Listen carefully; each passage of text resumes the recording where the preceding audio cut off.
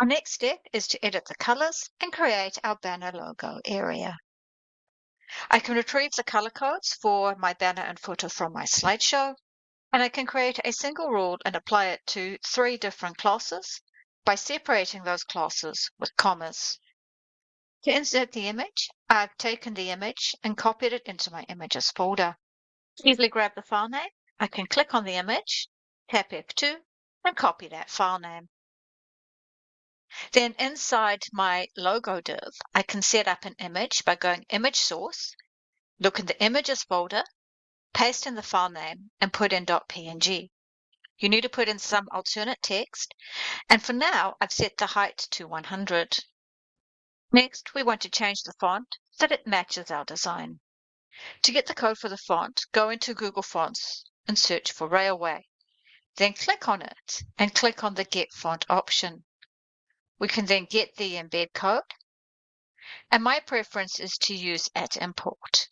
I can copy the code, and it reminds me to put it in the head of my HTML. In my index page, underneath where I've got the link to Font Awesome, I'm going to paste in that style and then save it. If I go back into the code area of Google Fonts, it gives me the CSS that I need.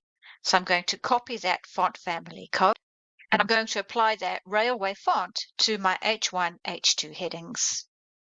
In my banner area, I've already set up my heading enclosed in H1 brackets, and when I reload the page, that font has been successful.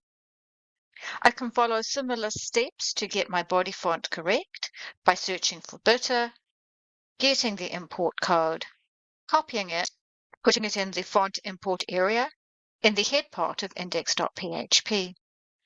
Then I can go down and I can get the code that I need for my CSS for bitter. And that rule is going to go into my body tag right at the top of my CSS, because unless it's a heading, I want the font to be bitter. And saving and reloading my page shows that this was successful.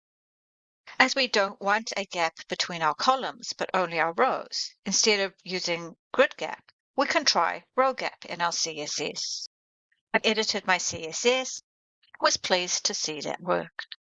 One thing that we do need to do is just make sure that our logo has been optimized. The logo in the support files area has a height of 346, which is much higher than we need. An easy way to fix this issue is to open it in GIMP or Photoshop,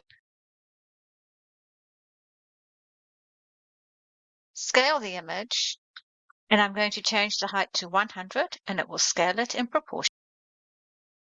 And then I can simply export it.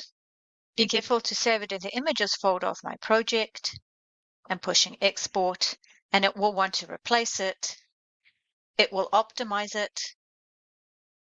And if I reload my page, it looks the same, only that logo has been optimized, which is a much better option than having images that are too large.